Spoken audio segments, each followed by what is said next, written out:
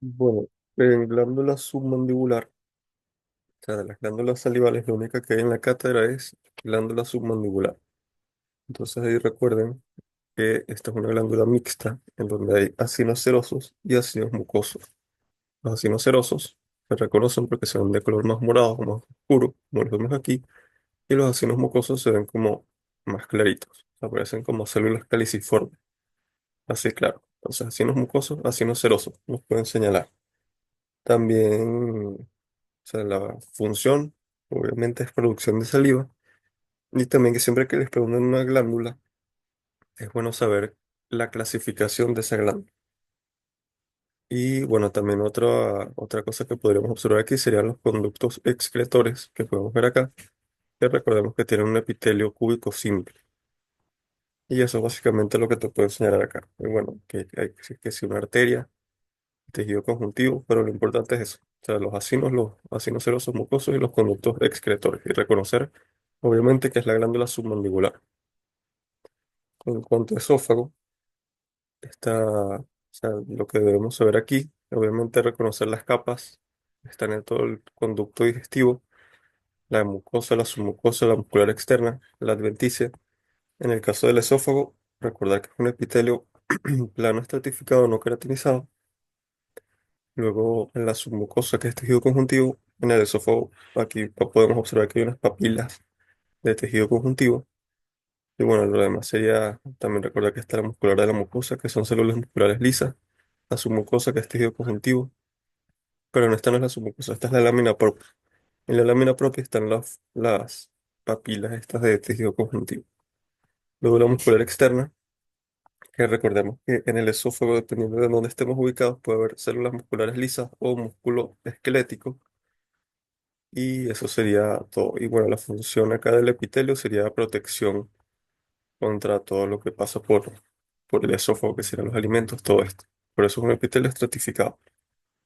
Y bueno, la función del esófago es que sirve como un conducto entre la cavidad bucal y el estómago. Luego tenemos al estómago. Aquí podemos ver cómo vamos a tener esas mismas capas, la mucosa, la submucosa, la muscular externa, y que en el estómago hay unos pliegues que se llaman rugae, y que se recordar que estos pliegues tienen un eje de tejido conjuntivo y que no son permanentes. Es decir, si el estómago está estirado, estos pliegues desaparecen. Y bueno, esto sería un aumento. O sea, recordar que en el estómago tenemos estas glándulas y tenemos unos pliegues. Bueno, aparte de los pliegues tenemos unas fositas o caveolas en donde drenan las glándulas. Entonces las glándulas están abajo y arriba tenemos esas fositas gástricas. Entonces aquí hay algunas variaciones, aunque o sea, no se nota mucho en el microscopio, pero se ve que están esas variaciones. Por ejemplo, entre la región del cardias y la región del cuerpo gástrico, el fundus. Aquí tenemos un límite entre el fundus y el cardias, con mucho más aumento. Eso es una característica aquí que nos permite diferenciarla.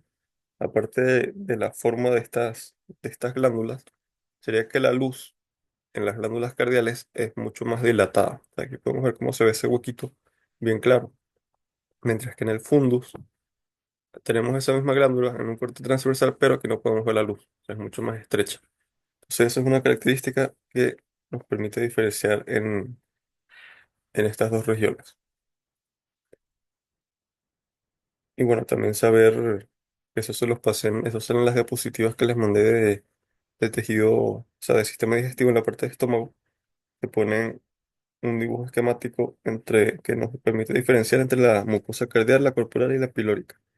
Que ahí es que sí, o sea, por lo menos en la pilórica se ve en ese dibujo que o sea, las fosas gástricas, o sea, la parte de más arriba de la glándula es mucho más larga en la región pilórica y es mucho más corta en el fundus.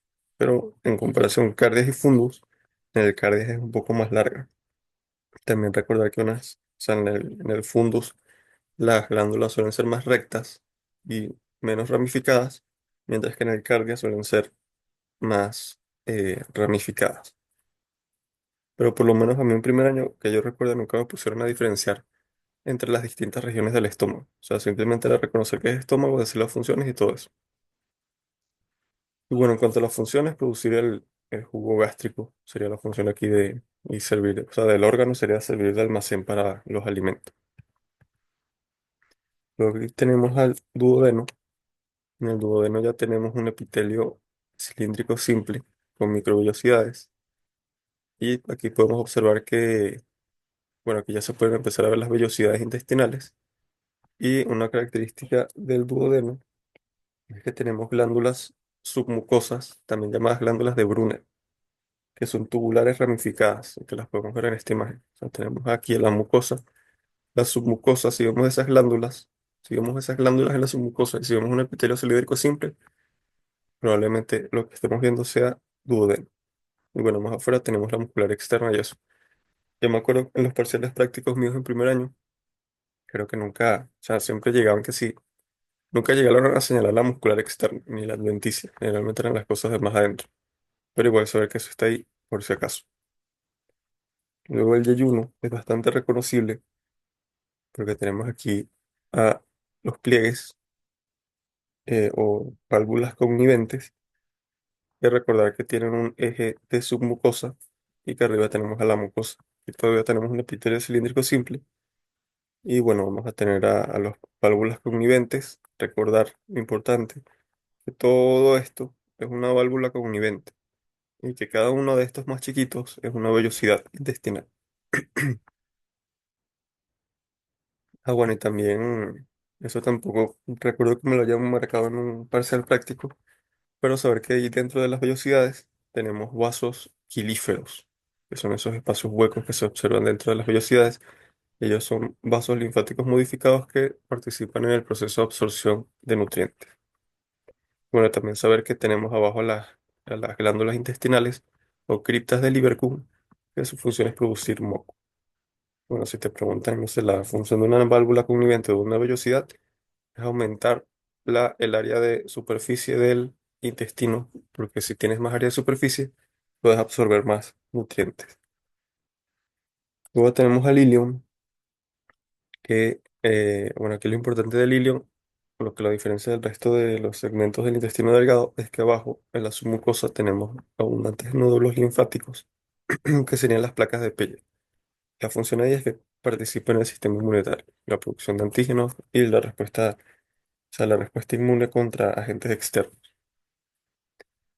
Y, bueno, y todavía tenemos las vellosidades, las criptas de Lieberkühn, y el epitelio sigue siendo cilíndrico simple con chapa estriada, que son microvellosidades. Bueno, si te preguntan por alguna razón la función de la muscular externa o de la muscular de la mucosa en algún momento, pueden decir que es, o sea, pero es lo que produce la peristalsis, que es el movimiento o sea, las contracciones del intestino que permite el paso de los alimentos a través de él. Luego tenemos el colon, que también se reconoce bastante fácil. Y recordemos que en el intestino delgado, o sea, la superficie es así irregular, que tenemos a todas esas vellosidades y las válvulas conniventes. Pero en el colon, la superficie es recta, o sea, no tenemos todas esas vellosidades. El epitelio sigue siendo cilíndrico simple con microvellosidades. Y aquí tenemos a las glándulas del colon, que son tubulares rectas, y su función es producir moco. Luego tenemos a la submucosa, la muscular externa, y aquí en este corte, en esta imagen, te ponen, o sea, también aquí en la muscular externa, una tenia del colon, que recordemos que son bandas de músculo que están en el exterior, o sea, el exterior del colon, y está formado por esa muscular externa. A mí esto nunca me lo señalaron en un parcial práctico, pero es bueno recordarlo. Y aquí como aumento tenemos esas mismas glándulas del colon, son tubulares rectas como vemos aquí, y bueno, todas esas son células caliciformes que producen moco. Luego aquí tenemos el hígado, también se reconoce relativamente fácil. Aquí lo que tenemos son, o sea, todas estas células, todo esto son cordones de hepatocitos, y todos esos espacios que están entre esos cordones de hepatocitos son los capilares sinusoides. Y bueno, aquí tenemos una vena central, está aquí. Y aquí otra cosa que te puedo enseñar sería un espacio portal. Es o sea, una tríada portal que está constituida, recordemos, por tres elementos: por ramas de la vena porta, por ramas de la arteria hepática y por los conductos biliares. Entonces, generalmente la que suele tener la luz más grande y regular es la rama de la vena porta. Luego aquí tenemos otro vaso que se puede apreciar su capa muscular, o sea, su túnica media, que es muscular, que sería una arteria.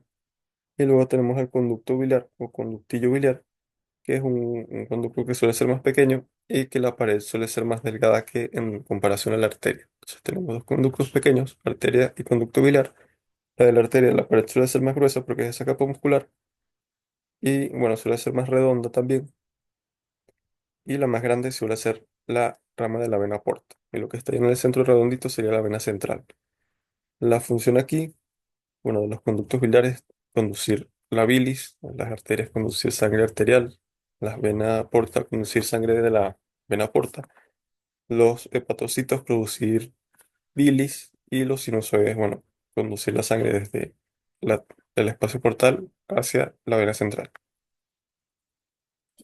Luego que tenemos la vesícula biliar, el epitelio es un epitelio cilíndrico simple, como podemos ver acá. Aquí una característica de la vesícula biliar es que no hay submucosa, o sea, tenemos la mucosa, inmediatamente después tenemos a la muscular externa y luego la adventicia.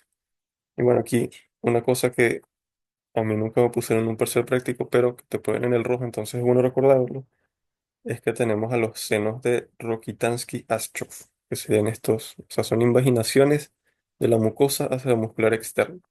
Y en este caso se ven como un corte transversal. Bueno, y la función de la vesícula biliar es almacenar bilis. Y la función aquí de la muscular externa sería contracción de este órgano para liberar la bilis hacia el duodeno. Luego aquí tenemos el páncreas, que recordemos que hay un páncreas exocrino y un páncreas endocrino. El exocrino está dado por todas estas, o sea, los acinos pancreáticos, estas glándulas tubuloacinosas compuestas, que es prácticamente todo lo que está aquí. El tabique de tejido conjuntivo. Tenemos a todos esos acinos aquí en el medio, que es la gran mayoría de lo que vamos a ver en el páncreas. Y aquí teñido mucho más clarito. Bueno, en esta imagen no se aprecia tanto, pero se ve más claro. Y en las láminas que tenemos en la cátedra también se ve más claro. Serían los islotes de Langerhans. Aquí vemos cómo aumenta. Y bueno, también podemos observar vasos sanguíneos ahí y conductos excretores de estos glándulas tubulacinosas. Y bueno, la función del páncreas exocrino, si te marcan un acino pancreático, o sea, cualquier cosa que no sea un islote prácticamente, es producir el jugo pancreático que interviene en la digestión. Y la función de las islotes de Langerhans es producir insulina y glucagón principalmente. Luego tenemos el riñón, y aquí podemos ver o sea, la corteza arriba y la médula más abajo. Aquí, así a grandes rasgos, podemos ver que, bueno, hay vasos sanguíneos y tenemos el laberinto cortical que está por esta parte de acá. Y lo que está entre, bueno, en ese laberinto cortical tenemos a los corpúsculos renales, que se reconocen aquí fácil, son estos circulitos que están rodeados por un espacio vacío que sería el espacio urinario. Y lo que está en el medio son los rayos medulares. Los rayos medulares, si le ponemos un aumento, se reconocen porque son esos túbulos que están en corte longitudinal, a lo largo. Y entre ellos tenemos a los túbulos que están en corte transversal. Y aquí tenemos a los espacios, a los glomérulos, a los corpúsculos renales. Lo que está dentro es el glomérulo, lo que está por acá sería el espacio urinario. Y bueno, si le ponemos más aumento, podríamos también especificar cuál es el polo vascular y cuál es el polo urinario. Y la función de todo esto es producir orina. Te marcan un túbulo, pero es decir que es conducción de ese ultrafiltrado del plasma y que también puede modificar a este ultrafiltrado por la absorción y secreción de sustancias. Y luego aquí tenemos a la vejiga. En general, en la vejiga lo que te van a marcar es el epitelio solamente, no te van a marcar otra cosa. El epitelio, recordemos que es el urotelio o epitelio de transición, que si le ponemos más aumento, o sea, en la teoría te describen que la capa más superficial son células en forma de cúpula, y cuando el órgano está lleno de orina, esa capa se vuelve plana, y la función sería retención de la orina. Recordemos que es un epitelio estratificado, y bueno, cuando está lleno, esos estratos se ven como si tuviera menos capas de células. Aquí tenemos el pene, que hay láminas de esto en la cátedra. Tenemos por fuera, o sea, tejido conjuntivo y la fascia profunda. No me acuerdo que, o sea, en los exámenes lo que te podrían marcar, lo más probable, o sea, a lo mejor te marcan la túnica albuginea, que es esa cápsula fuera del tejido conjuntivo. Recordemos que hay dos cuerpos cavernosos y que en el centro de esos cuerpos cavernosos hay una arteria, una rama de la arteria profunda del pene. Abajo tenemos el cuerpo esponjoso y el conducto que está en el centro grande sería la uretra. Entonces, si te ponen alguna función de los cuerpos cavernosos o cuerpos esponjosos, es decir que permiten, o sea, al llenarse de sangre, permiten que se produzca la erección. Bueno, la uretra aquí la tenemos, la uretra la función sería la conducción de la orina. Luego aquí tenemos un testículo que lo que te podría marcar aquí, lo que podemos observar son los túbulos seminíferos que tienen ese epitelio seminífero. Lo que hay entre esos conductos serían las células de Leydig. Su función es producir testosterona. Aquí más afuera tenemos a la túnica albuginea, eso se los puede marcar. La función es que le da, o sea, forma la estructura, forma el límite externo de este parénquima y le da estructura al testículo. Eso a mí me lo marcaron, o sea, los preparadores de la cátedra en el examen práctico que nos hicieron, para ser preparador nos pusieron testículo y nos marcaron túnica albuginea. Entonces es algo que les puede marcar, eso es bueno tenerlo en cuenta. Bueno, la función del epitelio seminífero es producir espermatozoides y todo esto se da así en corte transversal, todos estos conductos. Y bueno, también hay vasos sanguíneos por ahí y tabiques de tejido conjuntivo que se extienden desde la cápsula de afuera. Luego aquí está el epidídimo, que se ve de forma bastante similar porque es un montón de conductos así en corte transversal y el epitelio aquí suele ser más grueso. Recordemos que es un epitelio pseudoestratificado, pseudoestratificado con estereocilios. Bueno, también, o sea, lo que podemos ver acá, tenemos a los conductillos eferentes, que son más, o sea, también se ven aquí en corte transversal. Si le ponemos más aumento, podemos ver ese epitelio pseudoestratificado y esas prolongaciones que se ven ahí serían los estereocilios. Entonces la función aquí sería transmitir, o sea, conducir o sea, esos espermatozoides desde los testículos hacia el conducto deferente. Y los kinetocilios, su función puede ser, o sea, permiten percibir, o sea, pueden participar también en la reabsorción de sustancias y percibir cambios en la composición del líquido que se encuentra en esa luz. Bueno, también tenemos tejido conjuntivo afuera y ese sería el epidídimo. Aquí tenemos una imagen de próstata que podemos ver o sea, la luz se ve así como irregular en varios espacios. Aquí saber que la próstata tiene glándulas túbulo-alveolares y su función es producir elementos que contribuyen a la composición del semen. Y bueno, aquí también en el rostro lo marcan, pero a mí nunca, o sea, yo no recuerdo haber visto esto en las prácticas, pero es bueno saber que está ahí. Se pueden ver estas estructuras así circulares que son concreciones prostáticas, que es acumulación de células muertas y de secreciones precipitadas. Entonces eso sería la próstata. Si lo vemos, o sea, se ve como, o sea, me recuerda un poco a lo que sería la glándula mamaria, porque tenemos todas esas, o sea, la luz y las glándulas así rodeadas por tejido conjuntivo, pero aquí podemos ver cómo esa luz es muchísimo más irregular que en esta glándula y bueno, podríamos llegar a ver estas concreciones prostáticas. Luego tenemos al ovario, que aquí lo que te pueden marcar, o lo que nosotros nos marcaron varias veces, y a mí cuando estaba en primer año y después en el examen para preparador, te van a marcar los, los folículos y hay que especificar qué tipo de folículo es. Entonces, si le damos más aumento, aquí podemos ver un folículo primordial, que prácticamente solamente vemos el ovocito rodeado de o sea, una capa de células planas, de una sola célula de espesor. Luego, si tenemos allá el ovocito rodeado por unas células cúbicas, una sola capa de células cúbicas sería un folículo primario. Luego, si ya tenemos o sea, la estatura granuloso ahí bien proliferado con varias capas, que sería un folículo primario avanzado. Y luego cuando ya aparece o sea, el antro del folículo, ya sería un folículo secundario. Y ya cuando ese antro es muchísimo más grande, sería un folículo maduro, un folículo de grafo. Y la función de esto es que permite la maduración del ovocito para poder luego producir la ovulación y que pueda ocurrir la fecundación. Aquí tenemos una trompa de falopio, que esto sería un corte transversal y podemos ver como la luz es así continua, pero es muy, muy, muy irregular. O sea, tenemos la mucosa, que es un epitelio cilíndrico simple con kinetocilios, y luego tenemos a la capa muscular. Es bastante reconocible la forma de la trompa de falopio. Luego tenemos el endometrio, que como podemos observar, o sea, esta sería un endometrio en la fase proliferativa.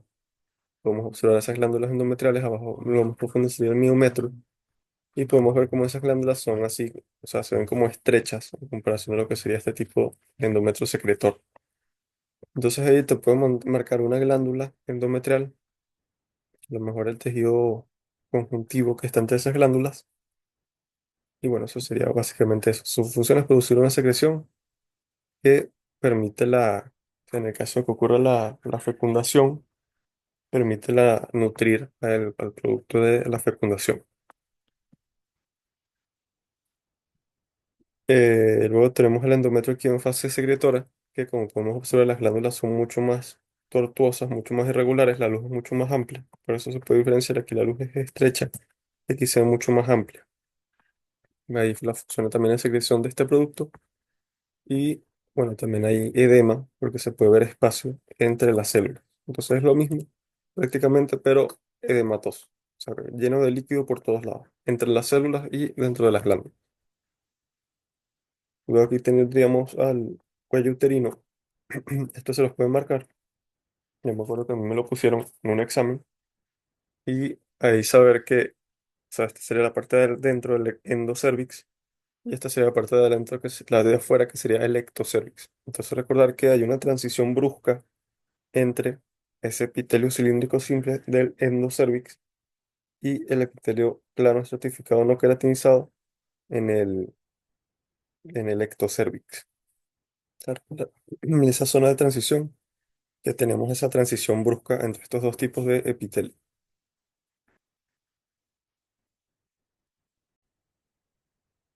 Luego tenemos la vagina, que es un epitelio plano estratificado no queratinizado, como podemos ver acá, y lo que está abajo sería tejido conjuntivo. O sea, ya ese epitelio plano estratificado es estratificado porque o sea, todos los epitelios estratificados dan protección contra lo que esté en la luz. O sea, produce protección contra esos elementos. Eh, Luego la glándula mamaria, y esto ya lo habíamos visto en el tema de epitelio, o sea, que tenemos o sea, todas esas glándulas, podemos ver acá, lo que está entre ellas, o sea, aquí podemos ver la luz de la glándula, lo que está entre ellas sería tejido conjuntivo laxo, lo que está por fuera sería tejido conjuntivo denso. Y también ahí tenemos o sea, los conductos excretores de la glándula. Se lo podemos ver aquí. Tenemos a la glándula aquí en corte transversal. Adentro se ve el tejido conjuntivo laxo y afuera tenemos el tejido conjuntivo denso. Y la función, producir leche. Bueno, eso sería o sea, las glándulas las láminas que están en la cátedra.